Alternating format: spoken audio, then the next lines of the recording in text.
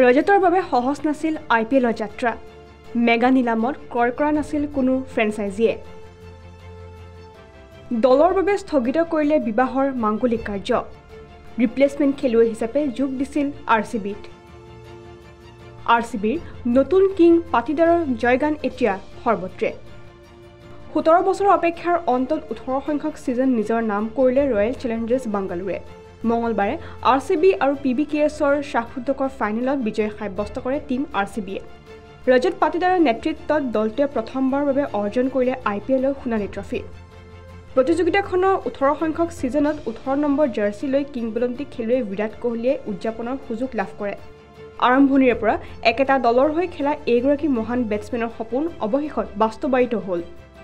RCB জয়ৰ পাছত বিৰাট কোহলীৰ কথা সৰ্বাধিক চৰ্চা হৈছে যদিও অধিনায়ক ৰজত পাটিদাৰৰ অৱদান ইয়াতকৈ কম নহয় অৱশেষত ইমান বছৰে ট্ৰফিৰ বাবে হাহাকাৰ কৰি থকা দলটোক তেওঁ চেম্পিয়ন কৰি তুলিলে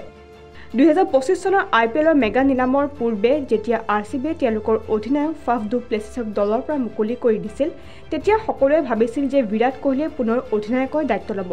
কিন্তু কোহলীয়ে অধিনায়কত্ব ল'বলৈ অমান্তি হোৱাত ৰজত পাটিদাৰক কমাণ্ড দিয়া হয় RCBৰ এই সিদ্ধান্তই সকলোকে আচৰিত কৰি তুলিছিল 2021 চনত পাটিদাৰে দলত যোগদান কৰে আৰু অতি সোনকালে অধিনায়ক হয় তেওঁ ফ্ৰেঞ্চাইজিটোৰ অষ্টম সংখ্যক অধিনায়ক আছিল খুহাতৰ বেটছমেন ৰজতে ভাৰতৰ হৈ এতিয়ালৈকে 3খন টেষ্ট আৰু এখন এদিনীয়া খেলিছে ৰজতে IPL 2022ত খেলাৰ কথা নাছিলে নিলামত কোনেও তেওঁক লোৱা নাছিলে